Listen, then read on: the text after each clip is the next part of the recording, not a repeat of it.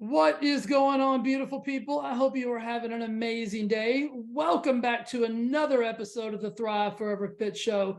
I'm your host, Jay Nixon, and if you know anything about me or you've listened to this show for any amount of time, you know that my goal is to help you live your happiest, healthiest life while on the quest to cure obesity. And I just want to say from the bottom of my heart, I am immensely grateful that you spend your time listening to me rant and ramble about all things health, wellness, abundance, and opportunity. It absolutely means the world to me. Today's episode is sponsored by my brand new weight loss transformation program called Flex. Flex stands for a flexible lifestyle eating and exercise program. And my promise is this: it will be the last program you ever need to purchase. It is a weight loss program that is not a diet. I know that just blew your mind. This is not a diet. There's no pills, potions, or false promises that you have to purchase. There's no fad, no covers of magazines, no doctors in lab coats. This is real deal lifestyle transformation that is going to change your life forever. You will never need to do another diet. You're going to get expert level support and accountability. You're going to get transformative information about how to eat, when to eat, what to eat. There's 3 reasons that people struggle with weight loss. It's too much, too often, or the wrong combination. They're either eating too much food too often, or they're eating the wrong combinations. And I'm going to help you fix all 3 of those. Thousands of people just like you have ditched the depressive diet roller coaster, have come on board with the Thrive Forever Fit Flex program, and are transforming their lives. We've got clients that have lost 10 pounds in the first 7 days, 15 pounds, 20 pounds. We've got clients that are over 130 pounds down. Guys, I promise you, this is the last program you'll ever need to purchase. And I am more than honored to offer it to you so that I can help you on your journey. All right, let's get to the show. I am really excited about today's show, gang. We have Crystal O'Keefe on the show today. She is the creator and co-host of the award-winning Peloton fan podcast called The Clip Out. She's interviewed tons of riders of Peloton, tons of instructors. She knows the ins and outs, the behind the scenes, the way back in the day story about Peloton, how it started, from what she describes as a plunky startup to a household name to a viral sensation. We're going to have some fun today. She's also going to talk about fitness, nutrition, how to get healthy, how to stay healthy, anything and everything that you guys know that I love to chat about. Today's going to be no different. Crystal is amazing. You guys are going to love her. The Clip Out is the podcast that she co-hosts. It's awesome. Check it out and get ready for Crystal. Crystal, welcome to the show. How you doing? I'm great. Thank you so much for having me today. Absolutely. I'm super excited to talk to you. There's so many different avenues that I want to go down that, and my audience knows me. Like, I mean, we'll probably head down some rabbit holes that we'll be like, what are we even talking about? Like, why are you guys talking about nachos all of a sudden? But we'll always bring it back to why we're here. And that's to just inspire and motivate and help people, change their lives. So you have a super interesting story. Just kick it off for me. You got an amazing podcast that you talk about all things Peloton. But you have been with those guys since before I even knew they existed. So give us the backstory and then we'll dive into some good stuff. Okay, so you have to first know that I was incredibly sedentary for most of my life and overweight. So that leads to I had dabbled in exercise here and there, but I was a typical, worked in corporate America. I was a project manager, very busy, had a child, a young child, could not find time to work out. Things got really crazy, went through a divorce. It was just an insane time. I was finishing up my MBA during that time, so it was just super chaotic. So a couple years later, I had met my new husband, and at the time we were dating and we had just started living together. And I was like, things are calm. I can start focusing on being healthy again. And I had lost some weight on my own just by watching my what I was eating, more calorie restriction than anything. And so I started looking for spin classes locally. Okay. That's what kind of started this all off, because I wanted to find spin classes. I had always enjoyed them, But as I started searching for them, it was practically impossible to find something that worked for my time frame because most of what I want, I am an early morning exerciser. If I don't get it done, Me it's too. going to happen. Yeah. And so I knew that about myself and I wanted to do a morning class. But if I did a morning class, that meant I had to go to the gym. I had to take the class, finish getting ready there. I wasn't going to see my kid until after work that day. So there was Yeah. no getting my kid off to the bus, all the things that happen in the morning. What year is this, Crystal? Let's frame that for people. So yeah, that's a good question. So this is early 2016 is when this is happening. Because I'm thinking when you're talking about, like, I own a gym. And so like, I know what that world is like. And I'm thinking like back in 2016, if you were looking for something like specific, like something niche, like a spin or even a Zumba back then was like, yeah. I mean, it was like at a YMCA at 3 o'clock on a Tuesday afternoon. And it was like super random.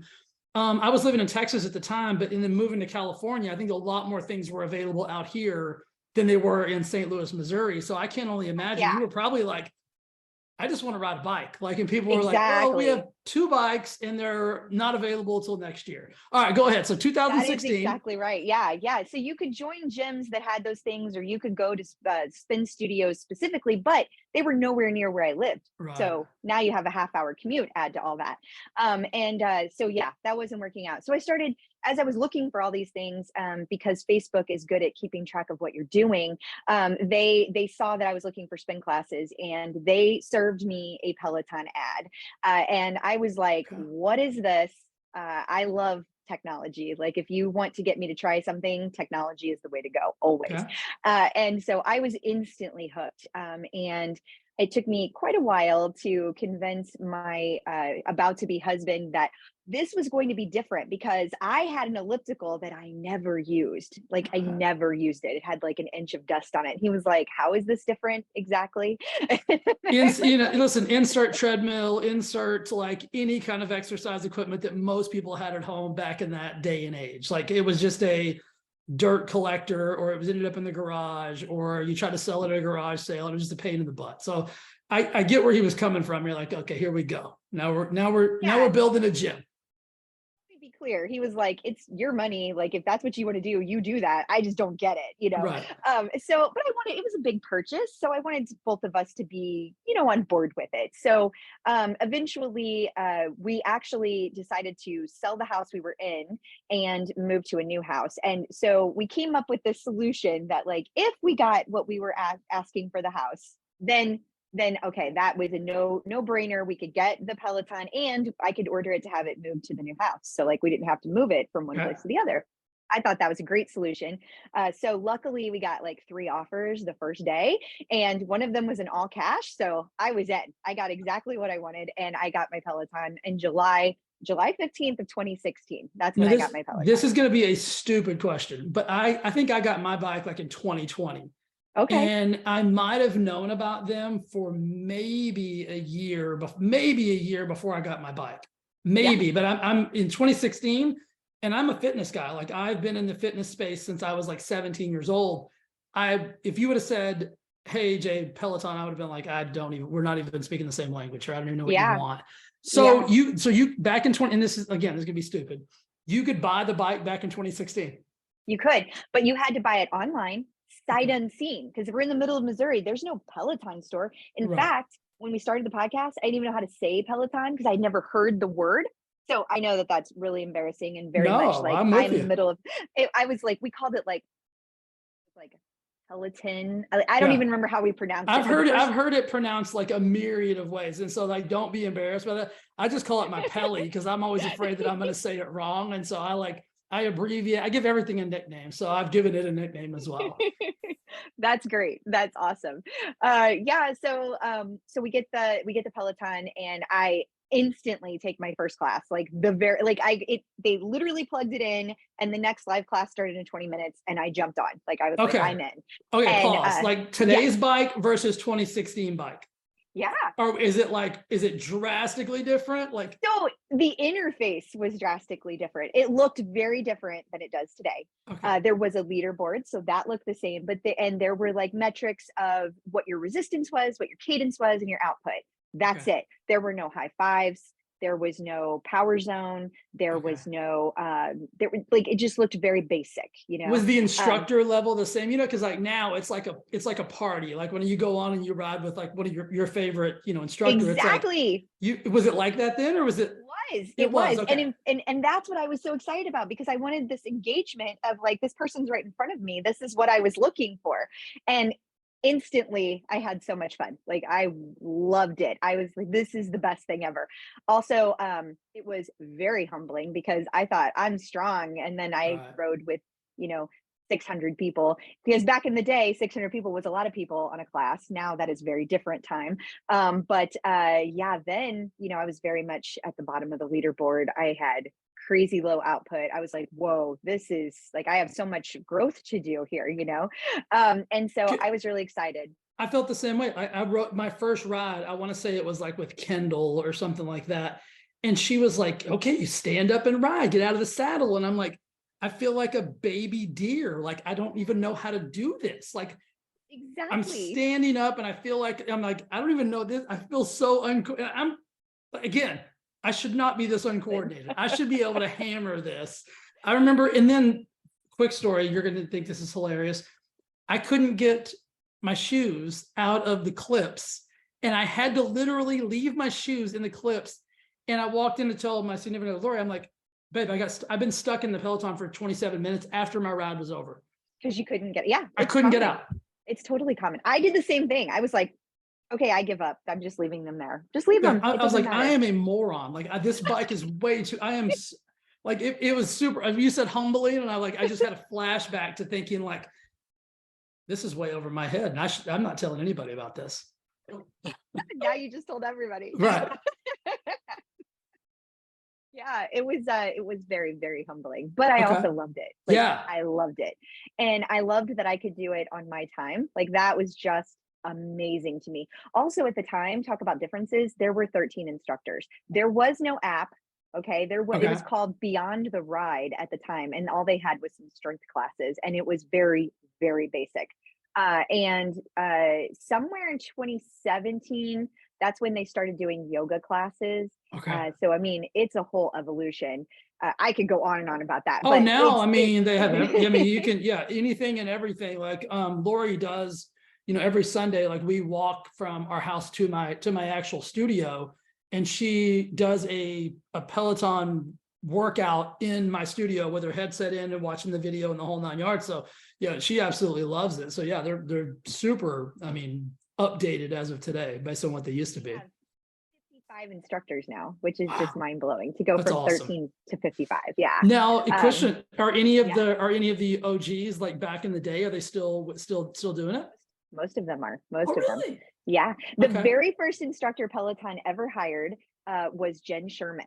And love Jen. And she, yes, yeah. And she actually was on our podcast, and she told the story of how she reached out to John Foley with this email and how she got hired. It's hilarious because she was basically like, you need to hire me. Like, I will be a great employee for you. And I love 80s rock, and so does she. And I also love her language choices, because she makes me laugh hysterically. Like, the first time I was riding, and I'm not expecting the Peloton instructor to say shit or anything of that nature. And then Jen, she might have dropped an F-bomb, and I was like, I love you, Jen. Like, this is going to be awesome. She drops several F-bombs per class, which is what I love about her. Yeah. Because she does it so real. Like, it's not even like in an angry way phony. Or no. And that's what I love about her. It seems so natural. And that's what, when I was riding, I'm like, I love her. So love Jen's. I did not know that. That is super cool. Okay. And Robin was hired very early on. Robin, of course, is still there. Cody was hired not long after that. Christine Dierkel, also, like, all of those guys are. Alex Toussaint was that same year. Yeah. So actually, Ali Love and Matt Wilpers actually were hired in the same month, July of, I think it was 2018. And I might be getting my years mixed up, but they are considered new instructors to people who've been around for a long time. Like, to me, they're new. Okay. I love Matt because he loves country. And I also, he is so sweet. Like, he won't even say shit. Like, he'll say, oh, that's shoot. And I'll be like, Matt, it's okay. We're not gonna be mad at you. Like, he seems like such a nice young man. Like, he's very proper. So yeah, I love him too, though. My favorites are, and I shouldn't say favorites. My favorites to ride to are Dennis, because he loves country and he just makes me laugh. Like I love his little one-liners. I'm of a weird musical selection. I love emo, and so I love Kendall Yes. when she does her emo rides, and she's a savage. And then I love Olivia only because she is an absolute monster. Like Yeah. well, I mean, I she find will it murder hard to you. ride with Olivia because she changes cadence and she changes things so much, and there's so much time out of the saddle. Honestly, it's not my thing, but like you will get a very good workout with Oh her. yeah, Like all of the instructors are yeah. just amazing. Like they're They're so all good at they're what they all do. phenomenal. I would agree with you 100%. I usually base my ride on my music choice because I love country music, and so I'm like, when's Dennis going to put it? Because Dennis is like the one who does the most country, so I'm like, or for me anyway, and I'm like, all right, when are you going to put out a new ride? So that is so cool that they've kind of like there's you said 66 instructors now. No, it's 55. Oh, 55 Yeah. instructors. That is Yeah. super. And is that across all platforms, like the treadmill, the bike, the everything? Okay. It is. And that includes the other countries. So now they're in Australia, UK, Oh, that's right. Germany. So yeah, there's German instructors, then there's British instructors, and they even have an Australian instructor, Kira Michelle. She does their yoga classes. Okay. So yeah, they're definitely growing more every day. It's pretty cool. Okay, so back at it, 2016, you find this thing that's revolutionary. It's going to change your life. And at first response, it's like, this could change my life. It's pretty cool. Like, and then how did it evolve from there? Well, at first I was really, really into keeping all my stats. Like I was a total nerd about it. I downloaded all of my stuff out of Excel like weekly, and I would compare my output and like see the graph, and I would like do a trend line. It was a whole thing. Yeah. Data nerd, project manager right here. And so then that kind of evolved into I got really into power zone training, Okay. and then that increases your output and your power over time for people who don't know. And it's a specific kind of training that Peloton does, but there's like only a few instructors that do it. It's a small subset. Anyway, I found that I stopped being motivated. It was really interesting little lesson with myself because um, that type of class is very strategic and very prescriptive. But I found that I missed all the other instructors. Like at the time, there were two instructors that did it. That's because it was a long time ago. And it was Dennis and Matt. And I loved both of them, but I felt like I missed my friends. I felt like I was doing this really structured thing and I wasn't able to just have fun. And through that process, I felt sad and I realized I am a person who needs to have fun to Yeah. keep coming back to exercise. So I just gave myself permission to like just have fun. Like Well, that cool. because whatever keeps you coming back to whatever exercise you do, regardless of what it is, that's the key to coming back is having Totally. fun and being engaged for me. And so I just wanted to do that. So that was kind of a learning experience. And I realized about myself that I simultaneously wanted to be an athlete because I'd never identified as an athlete and I wanted to get stronger. But I also wanted to do it enough that I had fun and saw all the benefits of it and hang out with Yeah. my friends. And, before they had high fives on the bike, you would do group text, or like in Facebook, we would all get together and be like, we're riding at the same ride, and we would all talk to each other.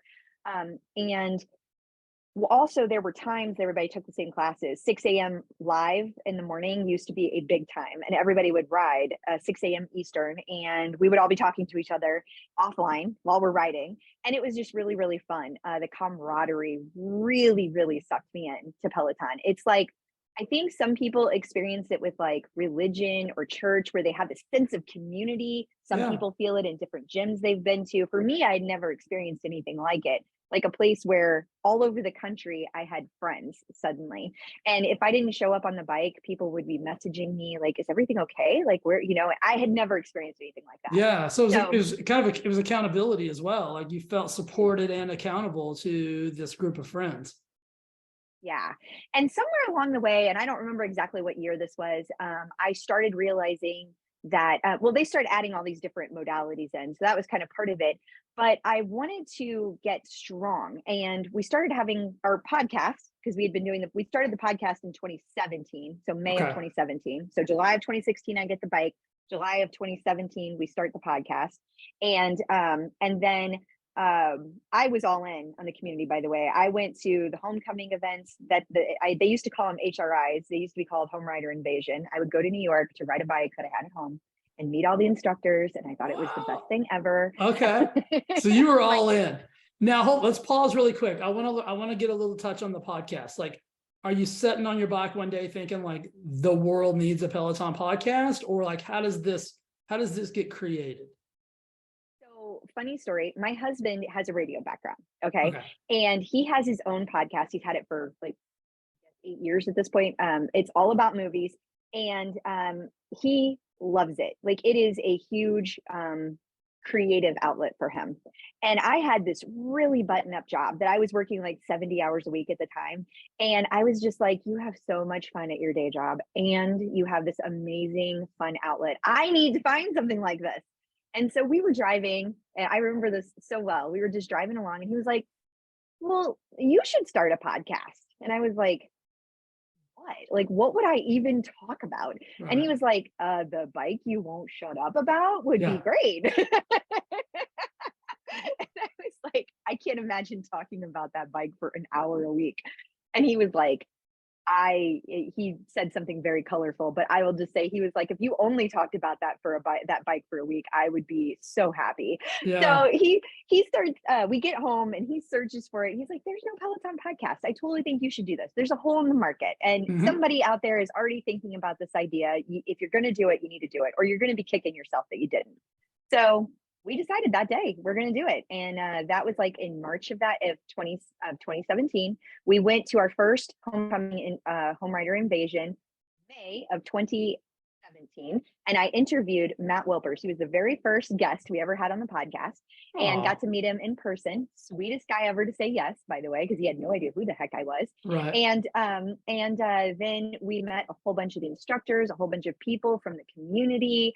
I started lining up interviews, and really it became this thing where I just wanted to be involved in the community. There were so many people on the Facebook page that had these inside jokes, and they were having so much fun, and I wanted to be part of it. Genuinely, how it started, I just wanted to get to know them. So I just started inviting people that stood out to me. Like, if somebody did something funny or unique on the Peloton Facebook group, I would just invite them and just have a conversation about whatever they did or said. And that just led to so many amazing opportunities, including getting to interview more of the instructors. Eventually, we got to interview John Foley live at one of the homecomings. I think it was 2018. That was so much fun. Along the way, though, I kept meeting all these amazing people who just kept pushing me. And I mean that in a good way. I met people who had done all these amazing things, like not start running until they were in their 40s. And I was approaching 40 at this point. And they actually, a group of them all joined together, and without any training whatsoever, decided, let's do an Ironman together, not a half Ironman, a full Ironman. And this group of people trained for a year solid. They got coaches, they got PTs, they had the resources to be able to do that. And they just trained, and they trained their butts off and did an entire Ironman. I was so inspired, so incredibly inspired. Interviewed them, and they invited me to do a half Ironman relay the following year. So I was scared to death, literally have never run more than a mile in my life. And they picked me for running because the bike was covered, because there were so many Peloton people, and I didn't know how to swim well enough to do that. So it had to be running. That was what was left. Right. So I had to go from never having run to running 13 miles. And I had to do it in a quick enough time that our team could finish. So it was a lot of pressure, but I trained for it and I did it. And it was like one of the best experiences of my life. It was so much fun. And that got me into running. And so that year, Peloton decided, they announced they were coming out with a treadmill. So of course I had to buy it. Yeah. And I've been a runner ever since. In fact, I run now more than I bike at this point. And I take all Peloton classes. That first year, whenever I did the training for the half Ironman relay team, I did all of my training outside because I didn't have a treadmill. But after that, I have done most of my running inside, and I'm actually getting ready to, in April, I'm going to try to do the 21 miler in Big Sur. And then if that goes well, then I'm going to do my first marathon in 2023 at the New York City Marathon. So wow, that's super cool. But all led from these people inspiring me. Like it all Yeah. led from people like, oh, but you could do more. And then when I saw I could do more, I was like, well, what else can I do? You know? Yeah. So let's touch on that because I think that's a really cool point that I think most people need. Most people are not isolatory, meaning like they need a pack or a community or a group in order to continually keep moving forward. Because I you agree. hit those roadblocks and those challenges and adversities and those days you just don't feel like doing it. So and you'd never had that before. And so would you say like that was one of the biggest pieces of the puzzle? Like, I mean, because the running was there, the bike was available, like, you could have always done those things. So it was actually the Yeah, community around it. it absolutely was. It absolutely was. If I wouldn't have had so many people behind me telling me I could do it, I wouldn't have done it. I literally did not see how it was possible for me to run 13 freaking miles. Like I was Yeah. like, I've never run a mile. How am I going to do that? So yeah, that was those people inspired me and pushed me, and I love them for it so much. Now, what part does that play in your success now? Like the community, the groups that you guys have kind of created, the podcast, everything. Like, how is that still playing into your success?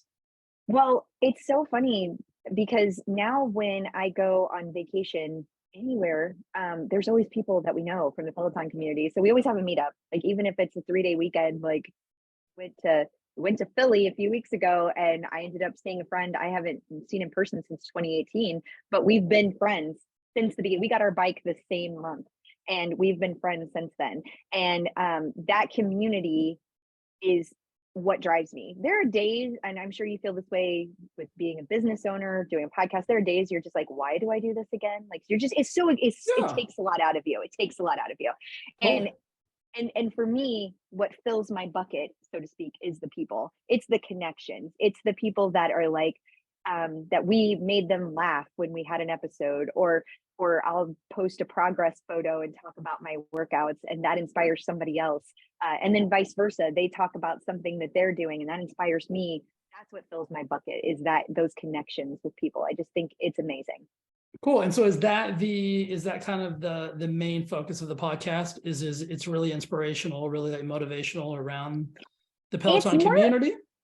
it's more about highlighting community members. And so Okay. sometimes it is a very inspirational story. Sometimes they're just a regular person that hasn't done anything quote unquote amazing, but they have done something that they didn't think they could do, which is Well, which is amazing, I was about to right? say, which is massively amazing. I mean, for me, I like, in being around health and fitness for so long, it's like I look for those stories now more than I look for the big grandiose things, right? Because I think that those are the really cool ones because those people are usually less likely to share as well.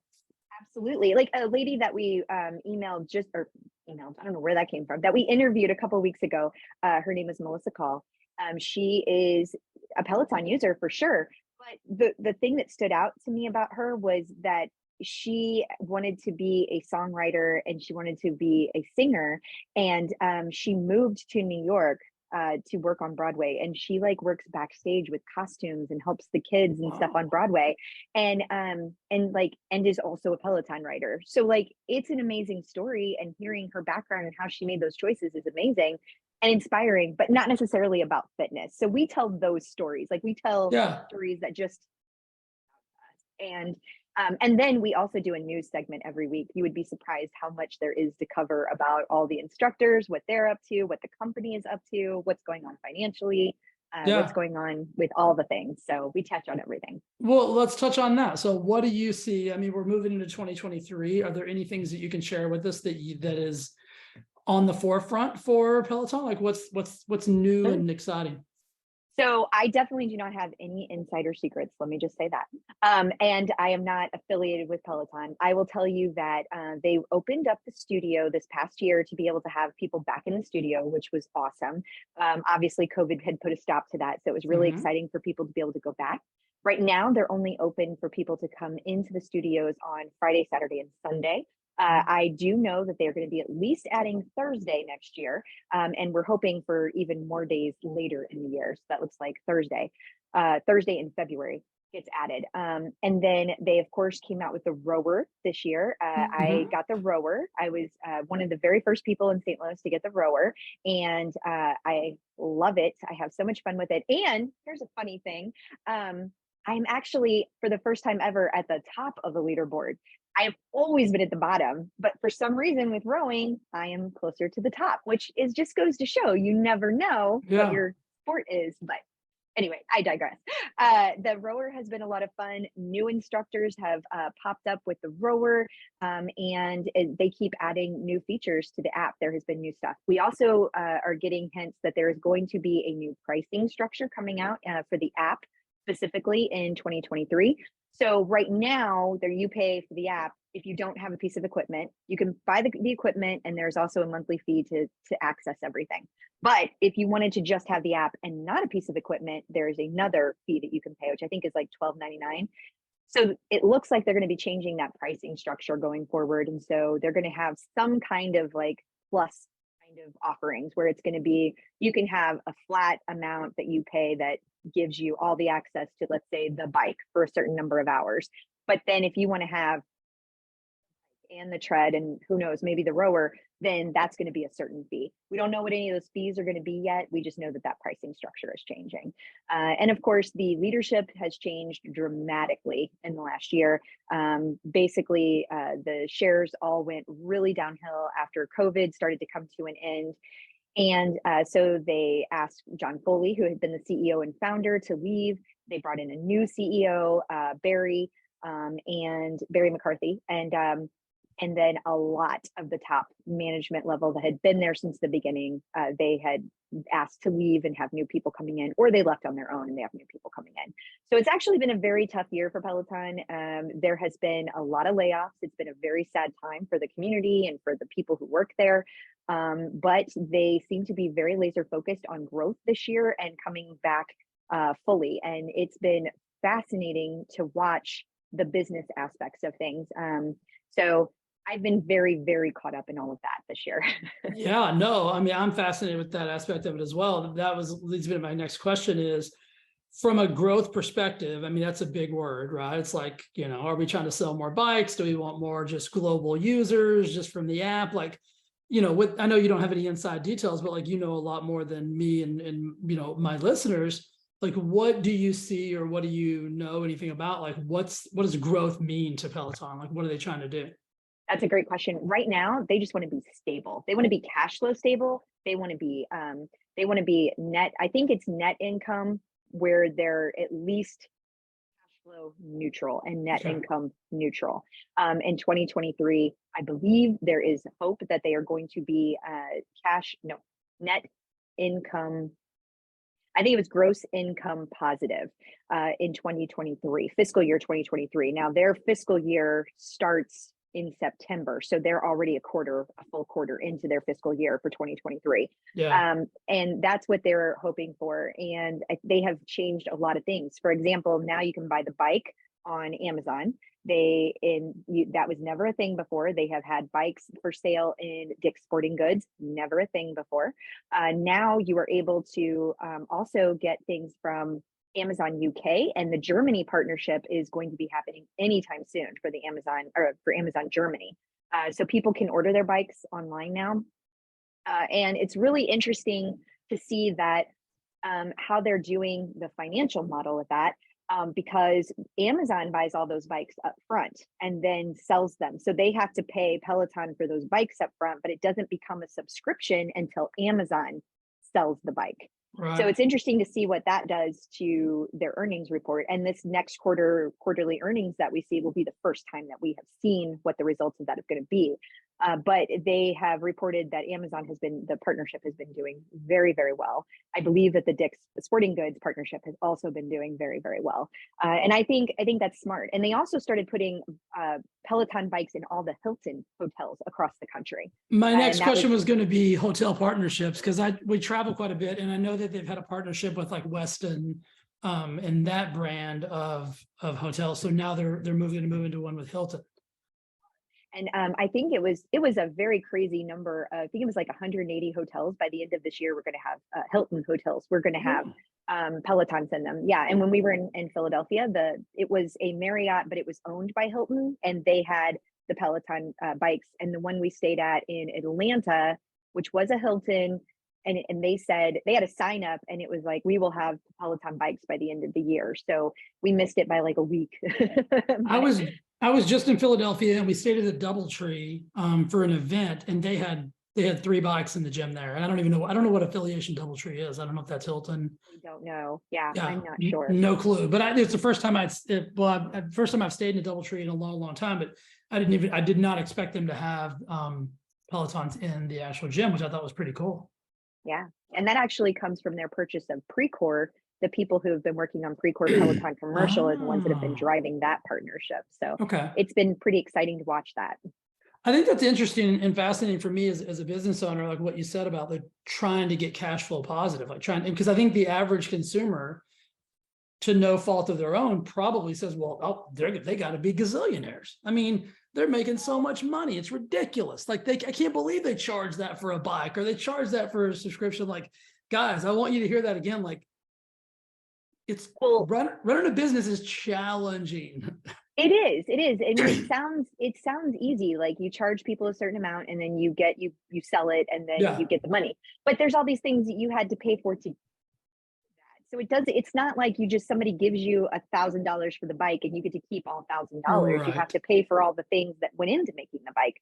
And in that case, I think the big challenge for them, looking back, it's easy to see, but during COVID, I think that they thought they were growing so fast. I think their egos got a little big, and it was like, Sure. oh, we're gonna be this big, and it's always gonna be this crazy demand. Yeah. And so I think they got a little over anxious about that, and spent a little much money on Well, that. it was interesting. They had this sounds crazy to come out of somebody's mouth, but I think COVID happened at the perfect time for them, because they had just experienced that Super Bowl commercial debacle that everybody was pissed about. Like I was confused about it. I'm like, why is everybody so mad? Like I didn't even know what was going on.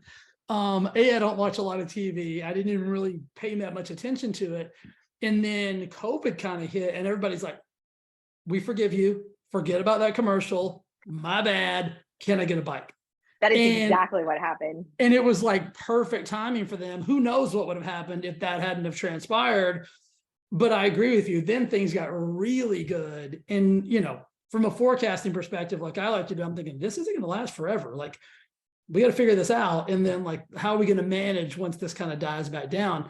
Because I've never seen a bike for sale, like Facebook Marketplace, up until probably 6 months ago. And now you're like, hey, I'm selling my bike. I'm getting rid of this. And I'm like, oh no, like it's like that elliptical you were talking about earlier. People are like,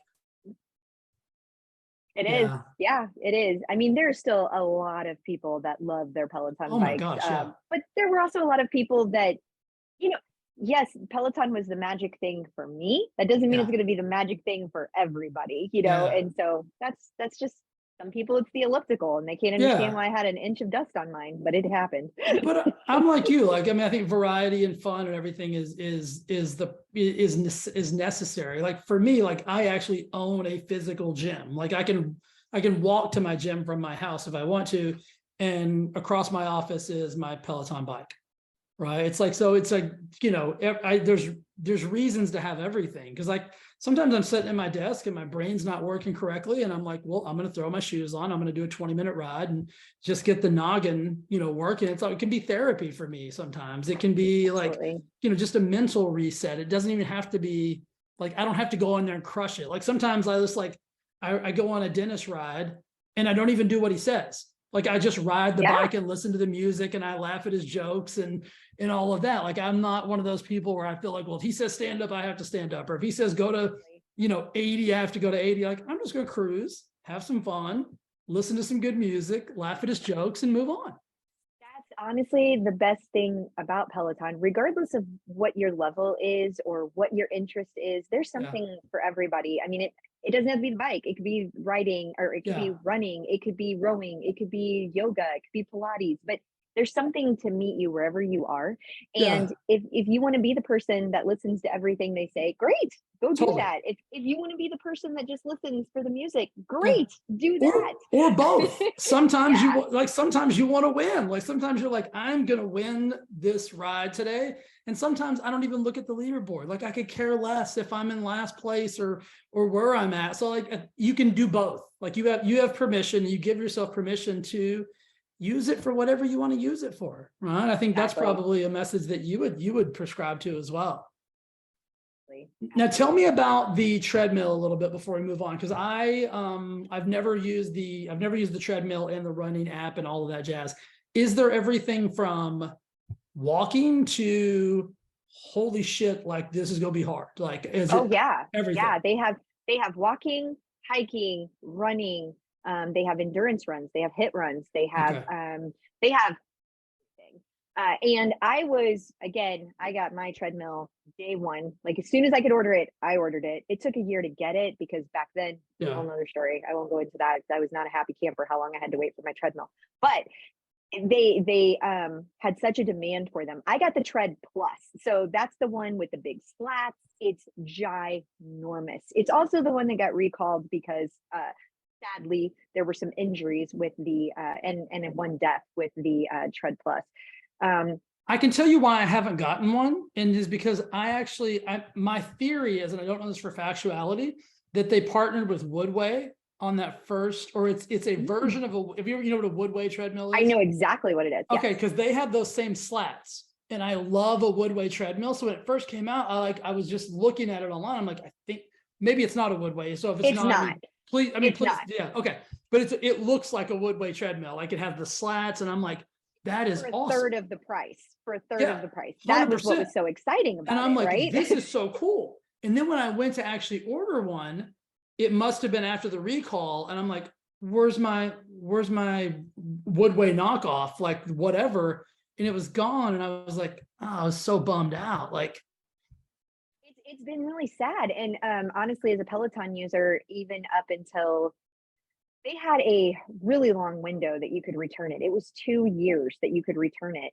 And they have still not come out with a fix for it because they have to work in conjunction with the CSPC. And that has to be whatever fix they come up with has to not only be approved like on paper, but then going through the entire process of, all the engineering and then testing. Yeah. actually creating it.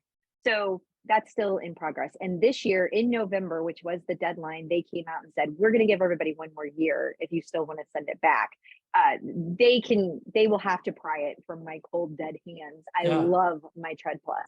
And I have run on the Tread and it is a very nice tread. I love it. It is not the Tread Plus. And like, It's totally different running on like one of those styles versus running on just the actual old school belt driven ones. I could not agree more. Yeah. yeah. And I will never give mine up because I No. had such knee issues before all of this. And well, I also was using the wrong shoes because again, I didn't know what I was doing. So I was just using a pair of shoes is a pair of shoes, is what I used Right. to think. But anyway, so that definitely helped too. But the tread has been instrumental in me not having knee issues while running. So I love it.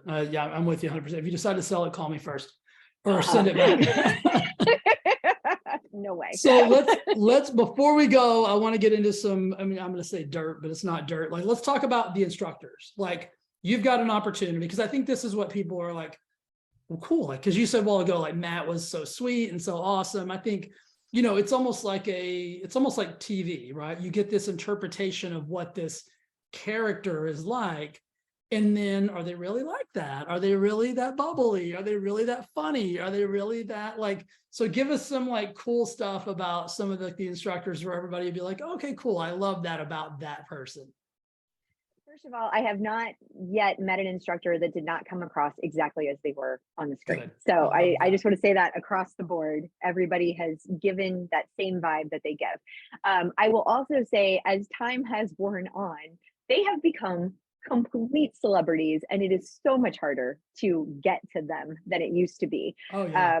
You used to be able to just send a message on Instagram and talk to them, and now it's like, even run their Instagram accounts half the time. Right. They have people for that. I've tried And to get a couple on my show, and it's like pulling teeth. Yeah. So show anymore. Like, I Yeah. mean, it's a podcast about Peloton. Yeah. Then I can't I get even people. said Jay, not Joe Rogan, Nixon, and I thought maybe putting Rogan in there, they might read that they saw right through the BS. So Yeah, they have a lot of gatekeepers now. But at the same time, it's my favorite part is when a new instructor comes in and they're kind of like bright-eyed and they're like, green a little ooh, bit, yeah. like yeah. They'll still answer you on Instagram. They'll still talk to you. And that's kind of my favorite part. But I have to say that all the times I've been to the studio, which is very small compared to people who live in New York, because I live in Missouri, it's a whole thing to get there. Yeah. And I have never not felt incredibly welcomed by every level of Peloton and all of the community. Like, you walk in and just people who you've never met before will start talking to you and telling you their stories and vice versa. Yeah. And the instructors love it too. They love Oh, having cool. the people come in. It really, really fills their bucket. So the big thing that I think is different than what you see on the screen is that, like, they're in a rush. They come into the studio now, and like, I remember the last time we were there, times have changed since before COVID.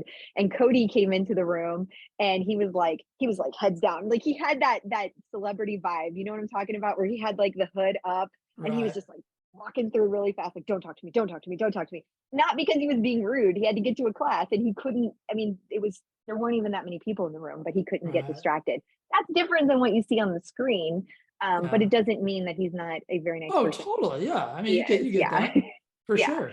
I think that's really the big difference. It's just they've got their own personal lives and they're really good at turning it off for the screen. They're really good at, like, they'll tell you about things, but they don't bring their bad feelings to the bike. You know what I mean? Yeah. Or the tread. They are very good at being professionals, and they can talk about their lives and be open and transparent, but still maintain a bit of separateness. And I love that about them. But Yeah. I will tell you, since you like Dennis so much, I will tell you this: whenever we interviewed him, I was so shocked at how incredibly intelligent he is. Not because he should not be intelligent, but because he got so much deeper. Like, we spent a half hour talking to him about books before we even started recording. Like, Yeah. he and my husband had read the same things and they got in this long discussion about literary stuff. I had no idea really what any of it was because I'm not a literary person, but they were in such a deep conversation. And that really is a piece that we don't really get to see of Dennis Totally. on the bike.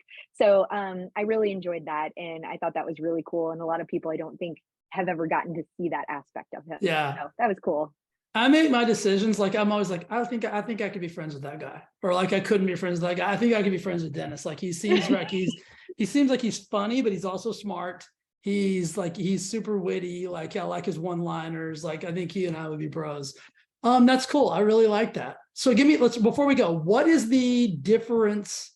What's the experience like? Because I think everybody probably listening is like, oh my God, I would love to go to New York and like be in a class. Like, Oh, yeah. that versus, like, you went to 24-hour fitness and you took a spin class and it was Oh, you had a great time. Like, what, give me the, like, is it okay. almost theatrical? Because I'm trying to picture, is it theatrical? Is it just different, or is it really different? Like, are you a Disney person? Not really, but you can keep going. I make it contextualize it. Okay. From the second you walk in, people are like, they're just so welcoming. It's like you're home. It's Okay. like they're like, what are you here for? What class are you here for? You check in. They're like, do you have a milestone today? Is it your birthday today? Let's make sure that you are, going to get a good spot on the bike or on the tread. And whenever the instructor walks in the room, they have not started recording yet. And they will chat with you. Like, they do a little circle around the room, and it's just kind of very informal. And it used to be, when you went beforehand, like, everything you saw on camera was what we saw in the room. No more.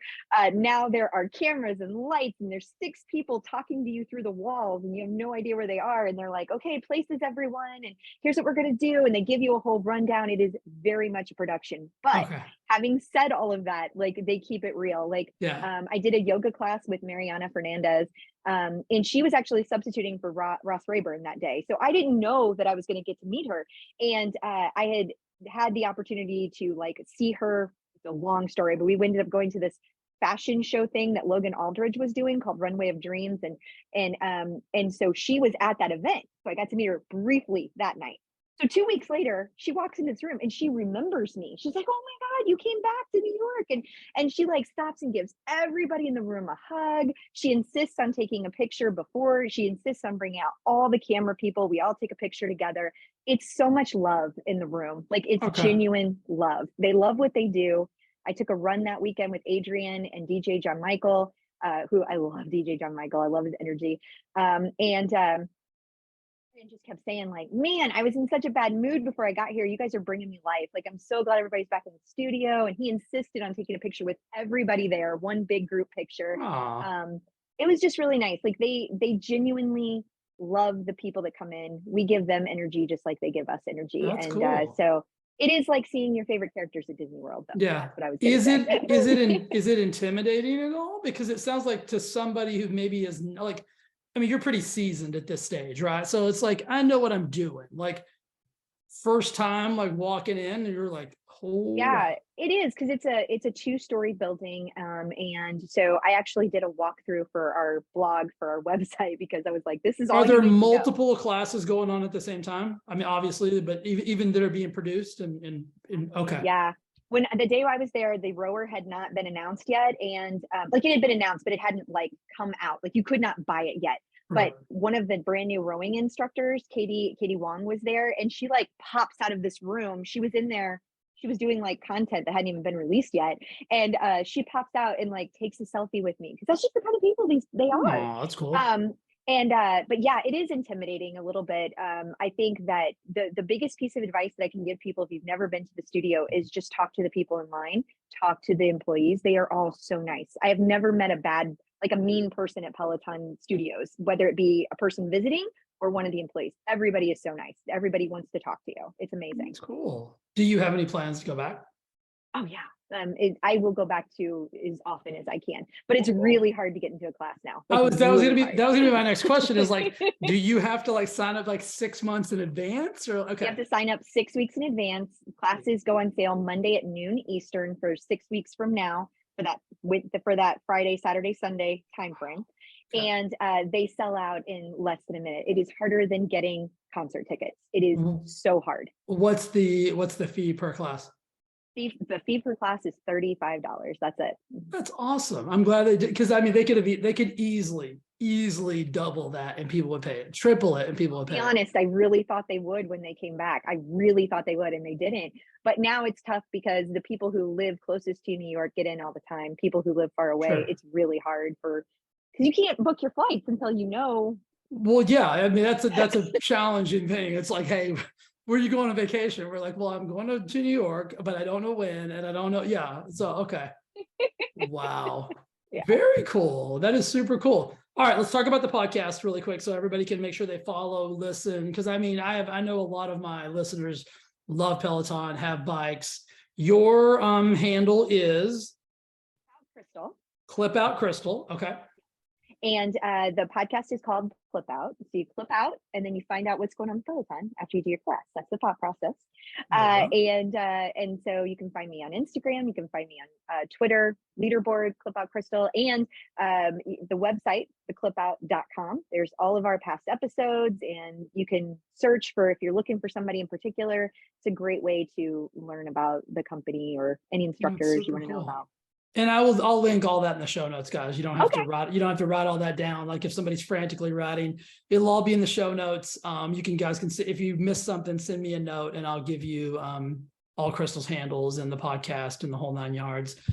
Thanks for being on the show. I mean, I find this, I'm fascinated. I think this has been super enjoyable for me. Like, I think it's just cool to meet somebody who is also enthusiastic about like, just being healthy and being fit and all of those crazy things. Like, what is on the agenda for you as we move into the new year? Well, a lot. Like I said, I'm training for the Big Sur event, and with 3 podcasts that I do, it's a little crazy right now. And then a job, so all of those things, and hopefully in some time, I'm hoping to get to go to Peloton in May of 2023. Go to the actual studio. So we'll Very see. cool. Well, I'm following you on Instagram and everywhere else now, so I'll make sure I keep tabs on you. And I can't wait What for is your you. what's your leaderboard name? Um, So I am a uber bizarre human. I change my leaderboard name all the time. Currently, it is nunchucks and nachos. Chucks and nachos. Do Yeah. you get shout outs because you should? I don't even know. I've never paid attention, but I change it all the time because I'm like, I need to, I'm really weird when it comes to everything. So I need to be entertained and educated at the same time I do anything. And so for me, just sometimes changing my own rider name makes me laugh. And I'm like, Can I tell you a funny story about that? yes, you About got it. changing. Please do. Yeah. Okay. So back in the day, before we could do high fives, it was a tradition when somebody was having a milestone ride, everybody would send messages by putting their name, like their leaderboard name and congrats in the location. That's how we all talked to each other back Okay. then. So one time when a friend was doing her milestone ride, everybody decided to change their leaderboard name to her leaderboard name so that she got shout outs the whole class. That was the Okay. idea. Well, there was a woman named her name is Yanina, but her leaderboard name is Yaya. She changed her leaderboard name for that class. As soon as she got done with the class, she went to go change it back. It was gone. Somebody had taken it. And it took weeks and a lot of intervention to get it back. She did eventually get it back, but so Wow. be careful about changing your leaderboard name if it's something Well, you want to go back listen, to. if anybody ever changes theirs to nunchucks and nachos, like they can have it because that means they're funny and I dig that and I'm all for it. So if you're listening and you want it and it's available, get it and I will have mad props for you. And I'll just think of something else radical to make mine. So I'm not that married to, but yours, do not change yours. I mean, that would be crazy on your part, right? Like yours is Well, is it's a really, branding thing now. yeah, yours is too cool and it's your personal brand now. So you got to be careful. You can't play any games like I can. So I cannot. if you ever want to change it, you tell me, I'll make my name your new name. And then that way Aw. you can at least have it on there somewhere. Well, thank you. That's very kind of you. Crystal, it was awesome having you on the show. I can't wait to just follow you, learn more about you. I'll link your Instagram and everything so that all the listeners can join in all the awesomeness that you've got coming up. Thanks for being on the show. Thank you so much for the opportunity. I really appreciate it. I had a lot of fun chatting with you. Awesome. All right, we'll see you soon. Okay. Bye. Hey, before you go, I'd just like to say thank you again for listening to the Thrive Forever Fit podcast and watching on YouTube. It means the absolute world to me. And if you would do me one favor, and that is simply subscribe and review this podcast on whatever platform it is that you enjoy it on, YouTube, Apple, Spotify, doesn't matter. I would absolutely be so grateful and so thankful if you do that for me. Thanks again for listening, and I'll see you again next week with an awesome episode. Bye.